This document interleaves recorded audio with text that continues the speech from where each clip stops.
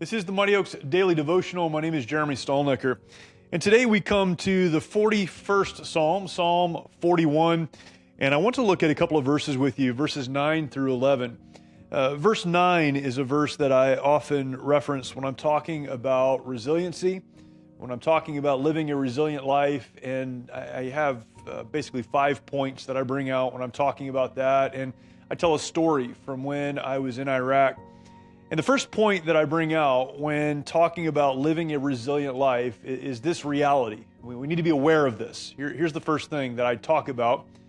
The biggest fights in your life often come when you least expect them. The biggest fights in your life come when you often least expect them. It is those things that you did not even think were a possibility that create the biggest obstacles, trials, traumas, and difficulties in your life. It's not the stuff that you saw off on the horizon and said, this is going to be a problem. It's those things that you never thought possible.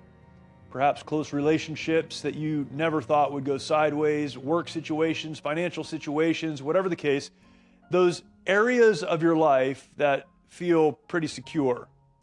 When those go sideways, that causes more damage, more harm, and more hurt to you than just about anything else could. Now, why that's helpful in a life that is resilient is because we're not surprised when those things come into our lives. But the reality is this: we're most often hurt by the things and the people that we did not think would ever hurt us. As we come to the 41st Psalm, this is the verse that I reference often, verse number 9. Psalm 41, verse 9. Yea, my own familiar friend, in whom I trusted, which did eat of my bread, hath lifted up his heel against me. This is the psalmist. He talks about so many different things, and as you walk through the Psalms, he talks about difficult situations and difficult people and enemies and all of the rest of it. But here he's praying and he says, God, it is my own familiar friend that did eat of my bread. This is someone that I shared meals with, someone that was close to me, someone that I would have confided in. That's the one that lifted his heel against me. Maybe you felt this way. God, I didn't even think this was a possibility. But here we are. The psalmist makes that declaration, and then he goes on to verse number 10. But thou, O Lord, be merciful unto me, and raise me up, that I may requite them, that I can push back. And it's the sense that I don't have to lay here and die. I can get up and keep moving forward, that I can requite them, that I can keep moving forward. Verse number 11, by this I know that thou favorest me, because mine enemy doth not triumph over me. And the passage goes on, and there's so much here, of course, but as we consider this, here's the point that we need to take away today. We need to understand that so often in life, things we never thought were possible will come into our lives. Hopefully some good that we never thought possible, but often it's bad.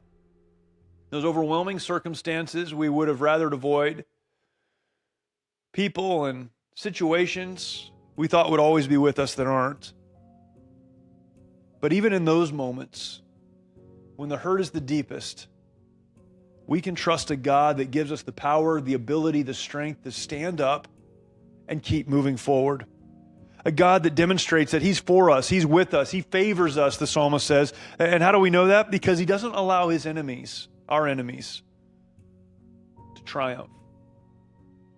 We cannot always control what other people do, nor should we try.